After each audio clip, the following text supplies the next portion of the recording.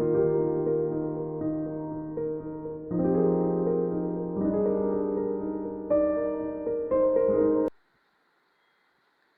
Friends, आज हम discuss करेंगे रिलायबिलिटी के बारे में, software reliability and hardware reliability.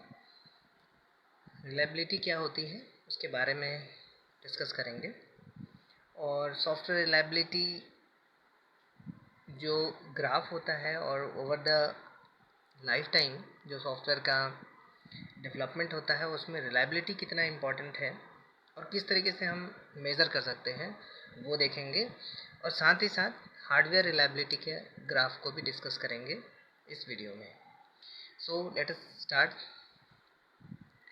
यहाँ पे सबसे पहले हम देखेंगे कि जो रिलायबिलिटी है वो reliability refers to how consistent a method measures something. Okay, इसका मतलब ये है कि कितना कंसिस्टेंटली जो मेथड है वो किसी भी चीज़ को मेज़र कर पाता है। That is called reliability. इसको हम एग्जांपल से समझेंगे। If the same result can be consistently achieved by using the same method under the same circumstances and conditions, the measurement is considered reliable.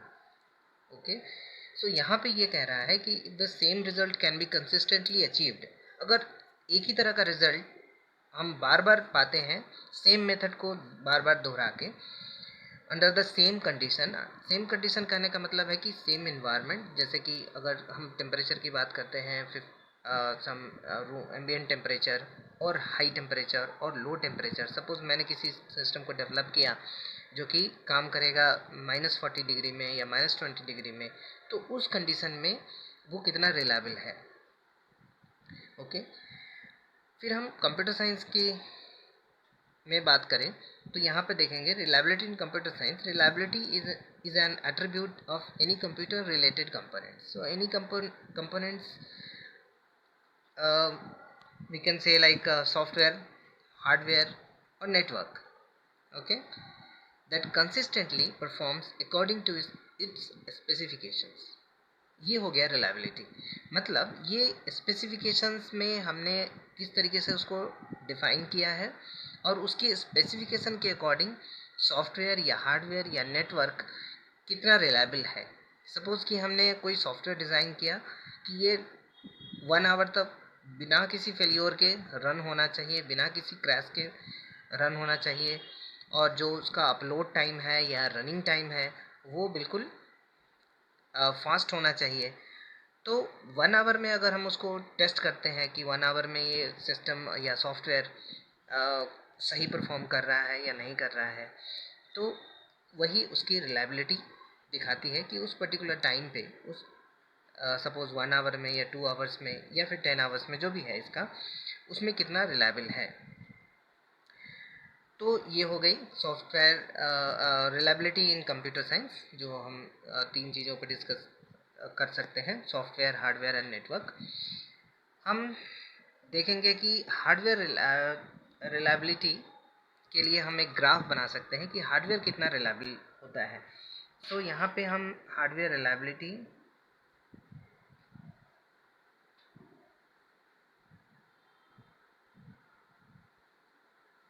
की बात करेंगे।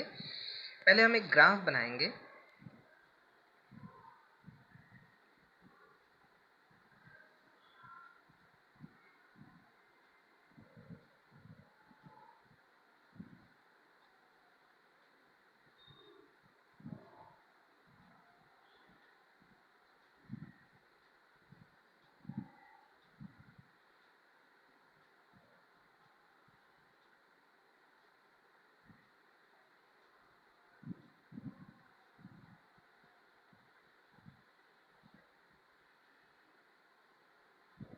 यूजफुल टाइम और यहाँ पे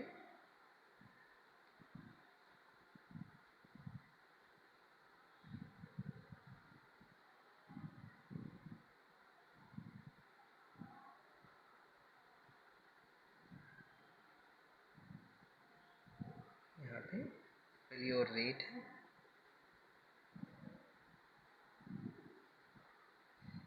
टाइम की बात करते हैं। सो यहाँ पे हम अगर देखेंगे हार्डवेयर रिलायबिलिटी में, तो सबसे पहले आता है इसमें जो इनिशियल जो टाइम है।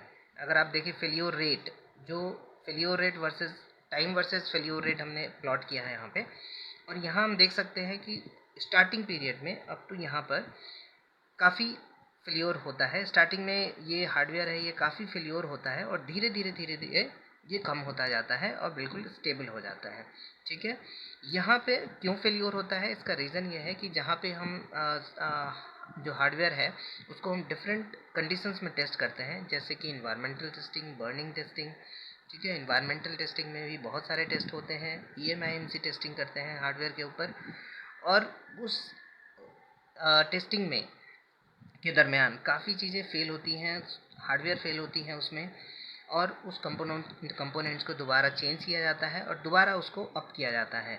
तो ये वही रीज़न है जहाँ पे बहुत सारे फेलियर्स होते हैं। यहाँ पे मैंने बर्निंग टेस्ट लिखा है। बर्निंग टेस्ट एक इन्वायरमेंटल टेस्टिंग का एक वन ऑफ द टेस्टिंग है, जिसमें हम किसी भी हार्डवेयर यूनिट को एक ख़ास टेम्परेचर पर उसको रखा जाता है। Suppose 65 degree temperature, 70 degree temperature, okay, उसको बर्निंग टेस्ट बोलते हैं, और उसको लगभग एज पर स्पेसिफिकेशंस रखा जाता है। सपोज 160 आवर्स के लिए, या फिर 100 आवर्स के लिए, या 200 आवर्स के लिए, एज पर रिक्वायरमेंट जैसा होता है उसके अकॉर्डिंग। तो उस टाइम पे काफ़ी ज़्यादा ये फेल्योर होते हैं। सेकंड, जब ये उस पीरियड से निकल जाता है हार्डवेयर, तब एक उसको कंसिस्टेंसी मिल जाती है, और वही उसका एक टाइम होता है जहाँ पे फेल्योर काफ़ी कम हो जाता है, और एक जो उसका लाइफ टाइम होता है, एक्चुअली हम उसको यूज़फुल टाइम बोलते हैं, वो जिसमें फेल्योर रेट काफ़ी कम होता है। उसके बाद जो फेल्योर रेट है वो ज़्यादा हो जाता है। हम इसको सिंपल एग्जांपल से समझ सकते हैं कि अगर आप कोई डिवाइस लेते हैं नया, और कंपनी से वो पूरी तरीके से बिल्कुल ही नया मैन्युफैक्चरिंग होके आती है, वो जब इनसाइड कंपनी होती है बहुत सारे टेस्ट किए जाती हैं, तो ये वही टेस्ट है जो इन्वायरमेंटल टेस्टिंग करी जाती है। यहाँ पे बहुत सारे फेल्योर्स होते हैं। उसके बाद ये यूज़र यहाँ पे इस रीजन में ये यूज़र और क्लाइंट यूज़ करते हैं इसको, जहाँ पे बहुत कम फेल्योर होता है। सपोज़ 100 मोबाइल फ़ोन्स हैं तो उसमें 1 या 2 में प्रॉब्लम्स आता है। उसके बाद ये सिस्टम एब्सोल्यूट हो जाता है। सपोज़ 5 ईयर्स और 10 ईयर्स के बाद ये एब्सोल्यूट हो जाता है और उसमें फेल्योर्स बहुत सारे दिखने लगते हैं। तो ये रीज़न होता है इस रीज़न में। इसे हम बाथ टब भी बोलते हैं। जो हार्डवेयर रिलायबिलिटी है उसको बाथ टब, एक टब का टाइप का शेप होता है, इसलिए हम इसे बाथ टब कर्व भी बोलते हैं। अब हम बात करते हैं सॉफ्टवेयर रिलायबिलिटी की।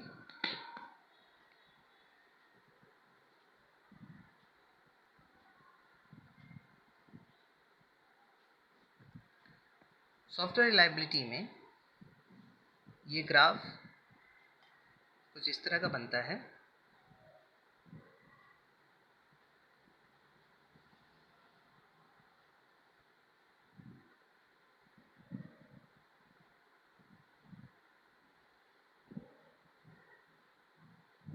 ओके, जैसे ये टेस्टिंग फेज हो गया। टेस्टिंग में बहुत सारे फेल्योर्स होते हैं, और यहाँ पे हम failure rate, okay, versus time. Testing reason है ये, जहाँ पे हमने हार्डवेयर के केस में भी देखा था। यहाँ पे टेस्टिंग, डिफरेंट टाइप की टेस्टिंग करी जाती है सॉफ्टवेयर के ऊपर। स्टैटिक टेस्टिंग, डायनेमिक टेस्टिंग की जाती है। उसके बाद ये इसका यूज़फुल टाइम होता है यहाँ पे, जहाँ पे फेल्योर काफ़ी कम होता है, और उसके बाद ये एब्सोल्यूट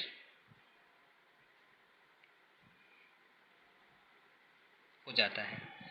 ठीक है, ये कर्व है आपका सॉफ्टवेयर रिलायबिलिटी का।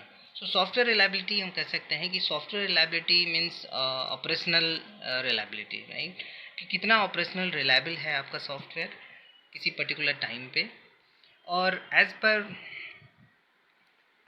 IEEE, as per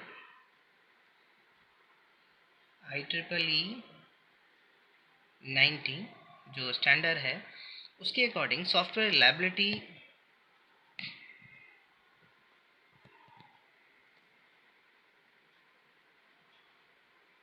is defined as the ability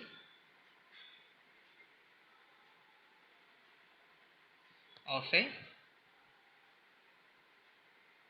system or component to perform its required function under stated conditions for a specific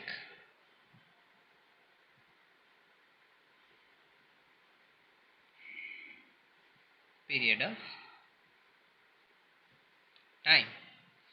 So यहाँ पे जो इम्पोर्टेंट है वो है software reliability is defined as the ability of a system or component to perform its required function, first important thing, under stated condition for a specific time. So three important चीज़ है यहाँ पे perform perform it's required function, जो भी required function इसको जो design किया गया है पर्टिकुलर फंक्शन के लिए तो वो परफॉर्म करें अंडर स्टेटेड कंडीशन, वो किस इन्वायरमेंट के लिए बनाया गया है. सेकंड, ओके, सपोज वो मैंने अभी एग्जांपल दिया आपको कि हाई टेम्परेचर के लिए है या लो टेम्परेचर के लिए है, उसके यूज़र कौन है, सपोज सिविलियन है, मिलिट्री ग्रेड का है. तो इस तरीके ये भी एक कंडीशन है जो कि सॉफ्टवेयर रिलायबिलिटी में देखी जाती है. और specific period of time, suppose कि मैंने कहा कि हमारा जो सिस्टम है वो केवल 10 मिनट्स के लिए होगा तो उसकी रिलायबिलिटी केवल 10 मिनट्स के लिए होगी. सपोज 10 मिनट्स पर डे या फिर हाफ एन आवर और 1 आवर पर डे, तो उसकी रिलायबिलिटी उसी के अकॉर्डिंग होगी जिसके अकॉर्डिंग उसको डिज़ाइन किया गया है. तो यहाँ पर तीन इंपॉर्टेंट यहाँ चीज़ें आप नोट डाउन कर सकते हैं: रिक्वायर्ड फंक्शन, स्टेटेड कंडीशन और स्पेसिफिक पीरियड ऑफ टाइम.